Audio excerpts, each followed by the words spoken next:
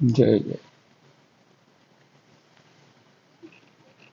चरितं रघुनाथस्य शतकोटिप्रविस्तरम् एकैकमक्षरं पुंसां महापातकनाशनम्।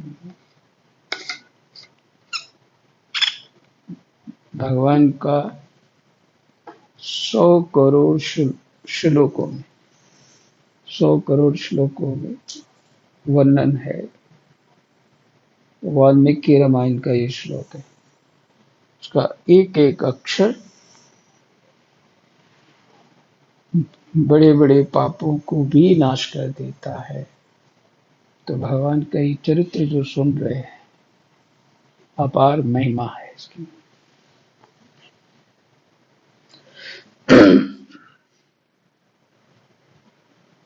कृष्णाय वासुदेवाय हरये परमात्मने प्रणतः क्लेशनाशाय गोविन्दाय नमो नमः। गोविन्दाय नमो नमः।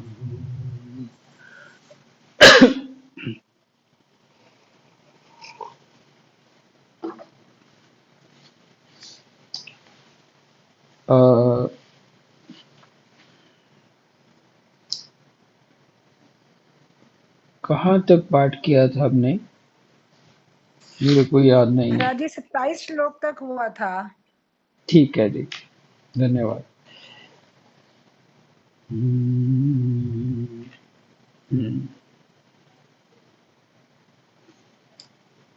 27वां श्लोक अद्भुत है। भगवान ऋषभ कहते हैं, तुम संपूर्ण चराचर भूतों को मेरा ही शरीर समझकर शुद्ध बुद्धि से पद पद पर उनकी सेवा करो। यही मेरी सच्ची पूजा है। मन, वचन, दृष्टि तथा अन्य इंद्रियों की चेष्टाओं का साक्षात फल मेरा इस प्रकार का पूजन ही है।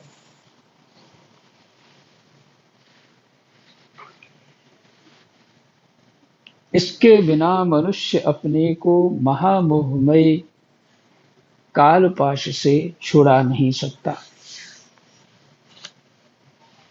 और कोई उपाय नहीं।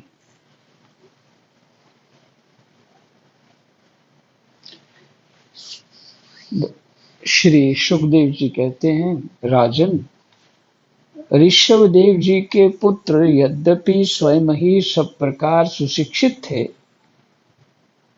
तो भी लोगों को शिक्षा देने के उद्देश्य से महाप्रभावशाली परम सुहृद भगवान ऋषभ ने उन्हें इस प्रकार उपदेश दिया।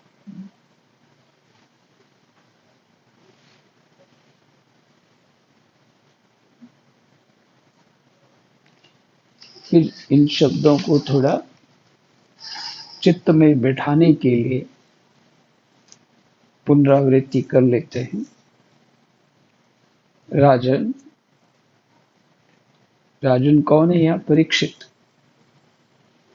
और सुना रहे हैं भगवान सुखदेव जी।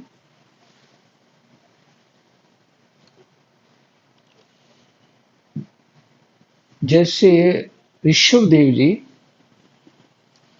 अवधूत हैं, इसी तरह सुखदेव जी भी अवधूत हैं।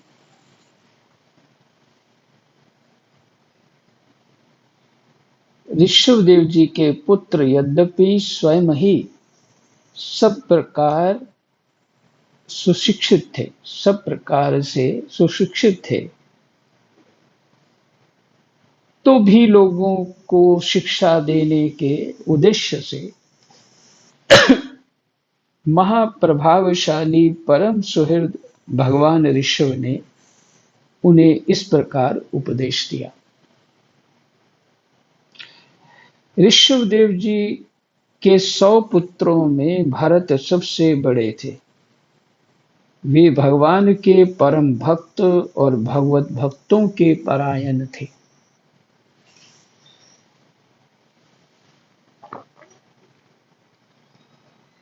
ऋषभदेव जी ने पृथ्वी का पालन करने के लिए उन्हें राजगद्दी पर बैठा दिया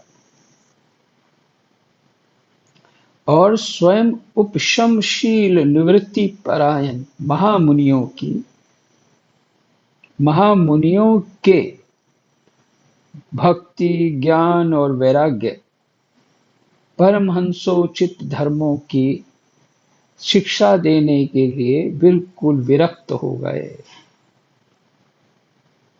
ये ऋषभदेव जी ने इसी तरह से, इस भाव से जो संन्यास कर लिया या त्याग दिया। भक्ति, ज्ञान और वैराग्य रूप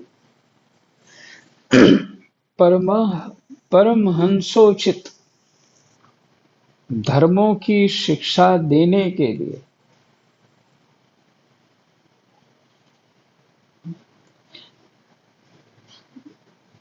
ये पहले भी आप सुन चुके हैं। परमहंस जो है, महात्माओं में ये पद होते हैं, ये परमहंस जी हैं। इस तरह से पद एक दूसरे को इतने आदर से वो बुलाते हैं। तो उसका तात्पर्य ये है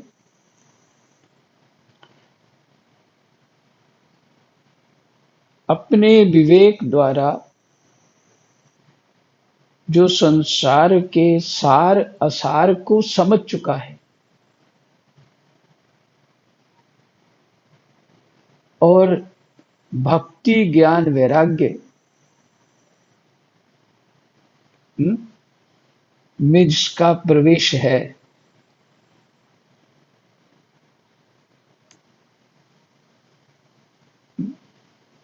सार सार गाही रहे थोथा दे उड़ाए।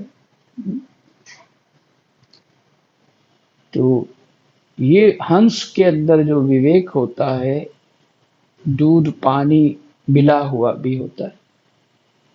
मिला हुआ दूध पानी दे दो, दूध दूध पी लेगा, पानी पानी छोड़ दो। ऐसी उसके अंदर समर्थ है।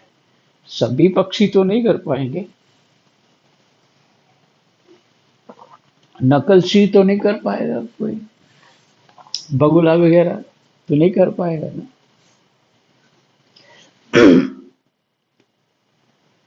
इसलिए परमहंस होने की योग्यता चाहिए।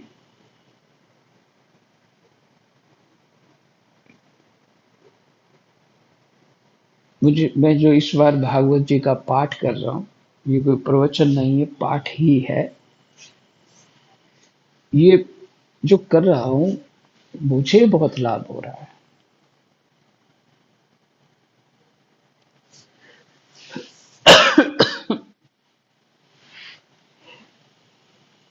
नई नई बातें खुल रही हैं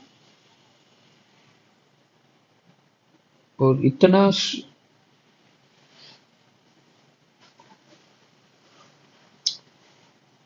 एक हृदय में एक इतना शांति की स्थिति आती है, प्रसन्नता आती है। बात पूरी समझ होने पे ऐसा स्वतः ही होता है।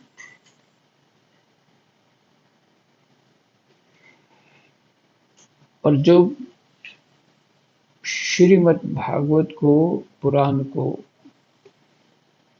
इनको परमहंस संहितायाम, उसके संस्कृत में इसी तरह से उच्चारण किया गया।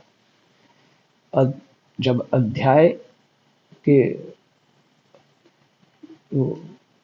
अंतिम लाइन को तो पाठ होता है, उसमें इस तरह अध्याय पूर्ति के लिए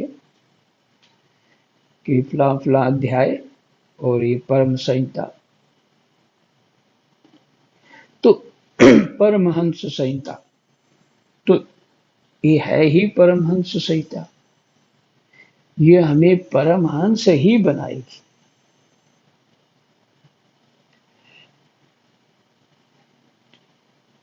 तो कितना ध्यान पूर्वक सुनना चाहिए, कितना एकाग्र चित्त होके सुनना चाहिए और बार बार सुनना चाहिए।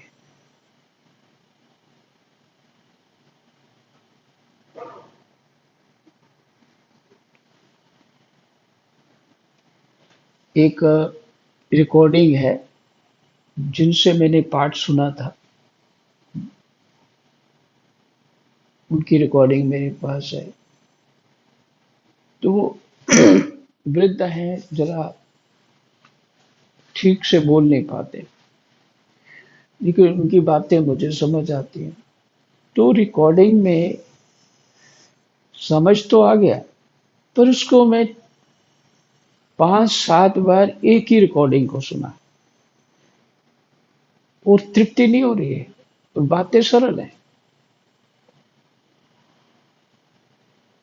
बातें सारी सरल हैं, पर तृप्ति नहीं हो रही उससे।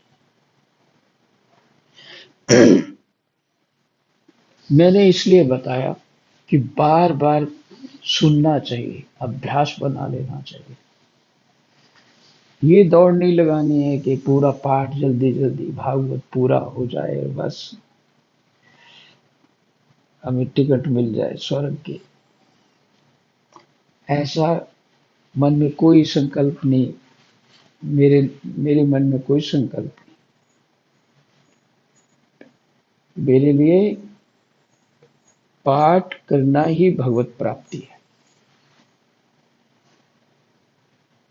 क्योंकि क्या है गीता में, अर्जुन कहते हैं स्मृति लब्धा के नष्टो मोहा स्मृति लब्धा, है ना? तो मोह को नष्ट करने वाला भी यही है, और तभी स्मृति प्राप्त होगी। और अब देखिए, जो सुना हम लोगों ने, विष्णुदेव सम्राट चक्रवर्ती होते हुए भी और घर को त्याग दिया अपने, और वन में चले गए, बिल्कुल अवधूत कि ये शरीर भी मेरा नहीं। और लोग उनको कई तरह के कष्ट पहुंचाते हैं। कोई कुछ भोजन दे देता होगा, ठीक है, लेकिन अपने क्षेत्र से कहीं दूर चले गए, लोग जानते नहीं ये कौन है, लात घूसे भी चलाते हैं, गाली गलौज भी करते हैं, मिट्टी पत्थर ढेले सब मारते हैं। तो कहते हैं जड़ भरत की तरह, मैं शरीर नहीं हूं। ये दृढ़ स्थिति का अभ्यास हो रहा, तभी तो हम अपने आत्म स्वरूप में दृढ़ हो पाएंगे। पीछे आपने सब ये सुना है।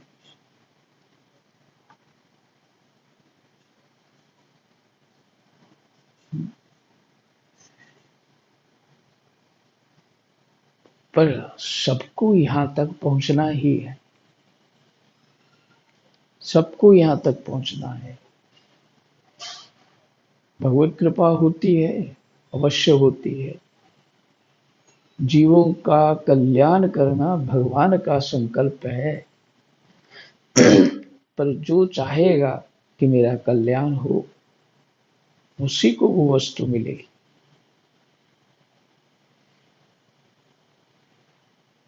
तो इन महापुरुषों से हमें जो उपदेश रूप में अपना आचरण दिखा दिया है, तो ये सब बातें तो बहुत गंभीरता से सुनने वाली हैं। वो आत्म तत्व का प्रकाश, उसकी आनंद की अनुभूति बहुत सस्ती है। ये सब दे के भी विश्वदेव ने शरीर को, और ये सुखदेव जी ने शरीर से हटने के लिए भी वही काम हो रहा है। शीश दिए जे गुरु मिले तो भी सस्ता जान, बहुत सस्ता है, क्योंकि जन्म जन्मांतर ना जाने कितने जन्म दे दिए हैं, कितने देने पड़ेंगे। इसलिए इन महापुरुषों ने गुरु रूप होकर के ये हम सबको उपदेश किया है, और जितना गंभीरता श्रद्धा से हम इसका सुन पाएंगे उसी मात्रा में लाभ होगा।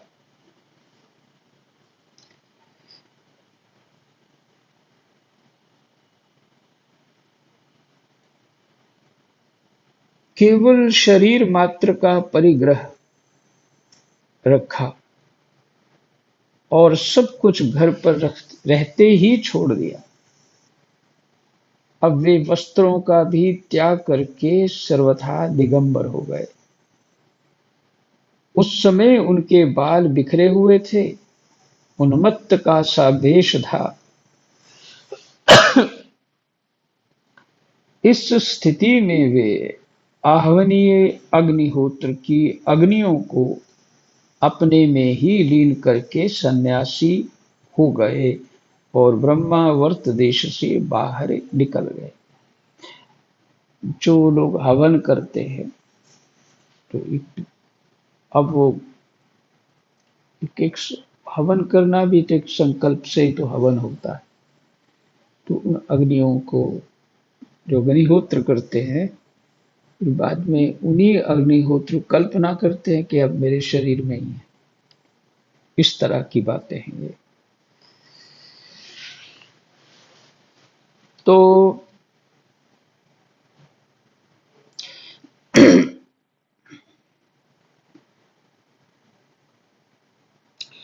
वे सर्वथा मौन हो गए थे। कोई बात करना चाहता तो बोलते नहीं थे। जड़, अंधे, बहरे, गूंगे, पिशाच और पागलों की सी चेष्टा करते हुए वे अवधूत बने, जहां तहां विचरने लगे।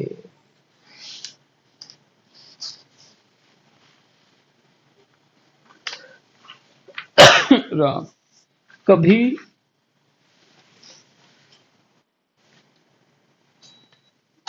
नगरों और गांवों में चले जाते, तो कभी खानों किसानों की बस्तियों, बगीचों, पहाड़ी गांवों, सेना की छावनियों, गौशालाओं, अहीरों की बस्तियों और यात्रियों के टिकने के स्थानों में रहते।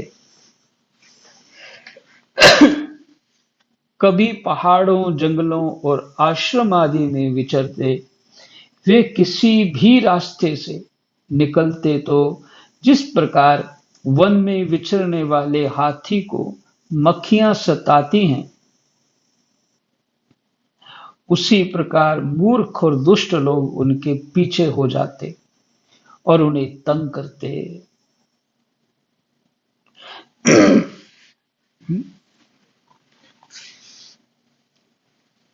इन बस्तियों के आसपास गौशालाओं, छावनियों, यहाँ पे आसपास भी होते तो लोग धमकी दे के उसको भगाएंगे।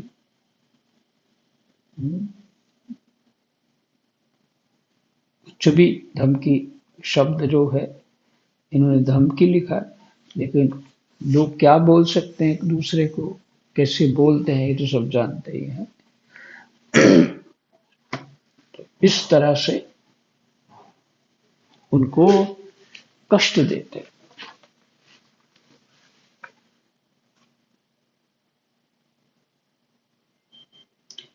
इसे हाथी को मक्खियां सताती, उसी प्रकार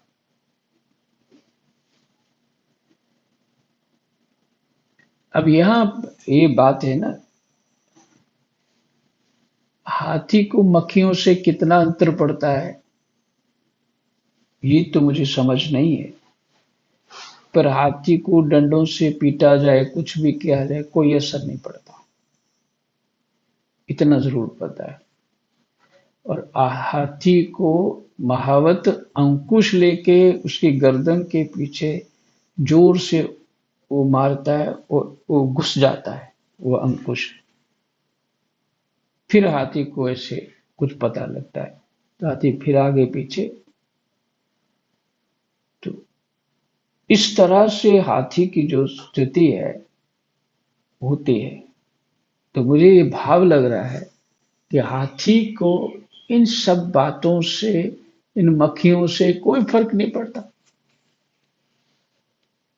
है ना। इसी तरह भगवान विश्वदेव विचरण करते थे।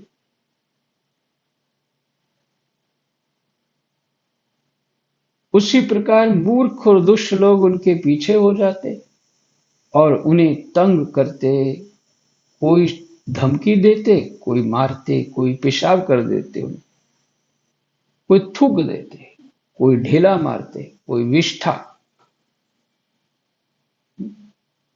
और धूल फेंकते, कोई अधोबाजू छोड़ते और कोई खोटी खरी सुनाकर उनका तिरस्कार करते, किंतु वे इन सब बातों पर जरा भी ध्यान नहीं देते।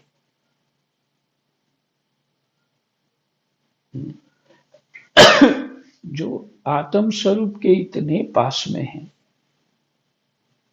उनको पता है ये सब माया है, कोई शरीर नहीं है और कोई मान नहीं है, कोई अपमान नहीं है। तो इन्हीं राजा ने, शिवदेव जी ने जो पूरी पृथ्वी का राज्य किया होगा, तो उनकी भगवान की तरह पूजा होती है। और कितने लाड चाव से उनके दास दासियां उनकी सेवा करते होंगे।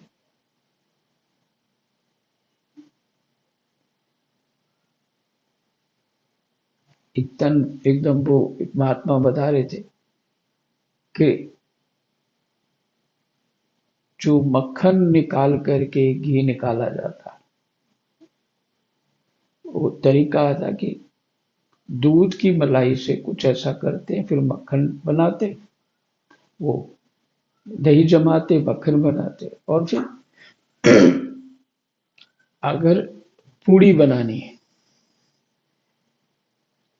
तो उसका पूड़ी पूड़ी का प्रथम छान जो होगा, प्रथम बार जो पूड़ी निकली होती थी, उसी को राजा को दिया जाता, और फिर दूसरी बार दूसरे लोगों के लिए, मंत्रियों के लिए, फिर इस तरह से क्रम होता है उनका वहां पे। तो बताइए राजा को कितना भगवान की तरह। अच्छा, ये तो खाने पीने और चीजों में भी ऐसा ही है। शास्त्रों में तो कहा है ये राजा भगवान का रूप है, तो ये तो वास्तव में वैसे ही थे। उनके सेवक कौन से कम होंगे? जहां भगवान खड़े होंगे उनके सेवक कैसे होंगे? सर्वगुण संपन्न होंगे। और सब ऐसे होते हुए भी इतना अभ्यास हो गया, उसके बाद भी घर से निकल गए और जंगल में, बस्तियों में भटक रहे हैं, जहां मन मुंह हो जाता उसी दिशा को चल पड़ते हैं। बैठे हैं तो बैठे रहे, खाने पीने का होश नहीं। और लोग कितना सता रहे, लोग कितना सता रहे, ये विचार करने वाली बात है। जिनको सुख में सुख की अनुभूति नहीं है और दुख में दुख की अनुभूति नहीं है, यही है गीता जी का श्लोक, दूसरे अध्याय का, सुख और दुख को सहन कर।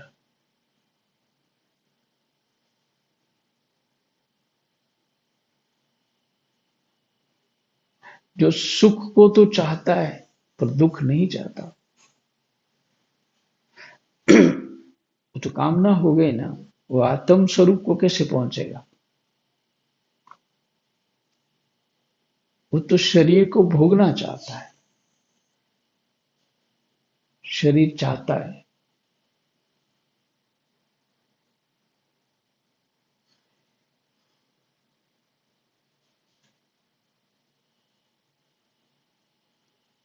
किंतु वे इन सब बातों पर जरा भी ध्यान नहीं देते। इसका कारण ये था कि भ्रम से सत्य कहे जाने वाले इस मिथ्या शरीर में उनकी अहंता ममता तनिक भी नहीं थी।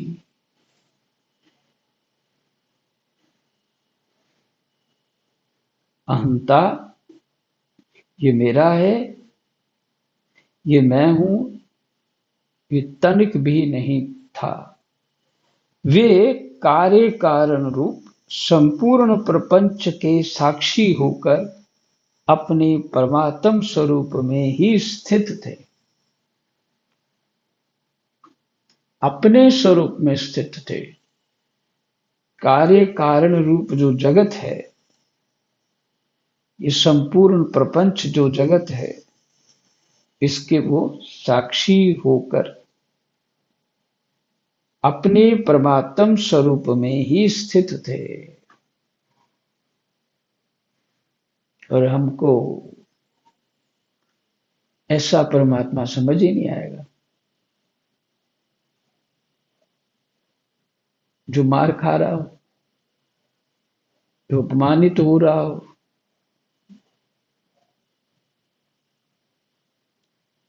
कैसे समझ आएगा?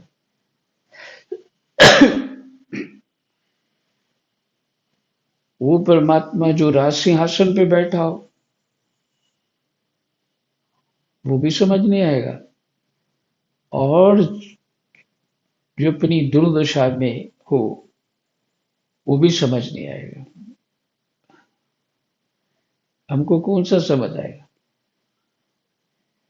कोई सन्यासी हो, बाबा जी हो, चेहरा चमक रहा हो, अच्छी अच्छी बातें सुना रहा हो, बड़ा अच्छा अच्छा कह रहा हो, वो तो समझ आ जाए।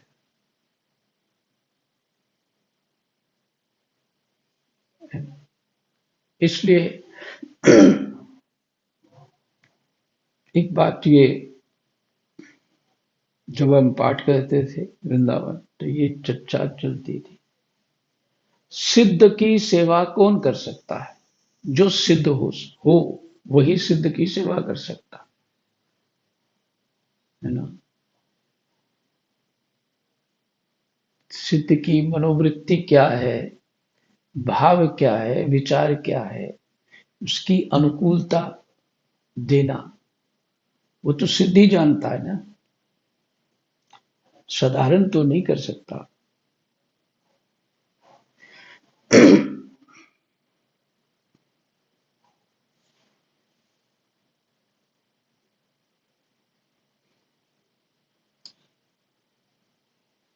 तो ये आपको अगर ये बात समझ आ गई हो तो ठीक है, नहीं तो पूछ लीजिएगा।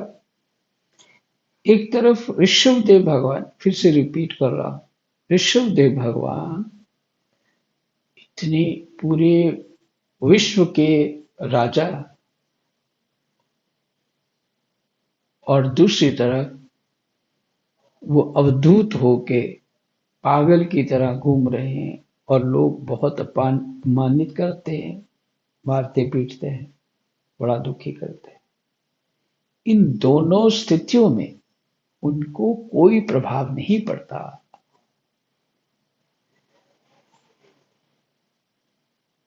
और ऐसे महापुरुष को कोई कैसे पहचान पाएगा? ये भाव है मेरा, कहने का ये भाव है। ऐसे महापुरुष को कोई कैसे पहचान पाए? साधारण बुद्धि वाला यही कहेगा ना, थोड़ा बहुत जो समझ होगी, ये राजा है तो विषयी है, और ये तो पागल है, मार खानी है। साधारण बुद्धि तो यही तक होती है। पर देखिए, भागवत जी सिखा देंगी, क्योंकि भागवत जी परमहंस संहिताया, परमहंसों की संहिता है। ये परमहंसों का काम है वहां तक उस बुद्धि को पहुंचा दी। तो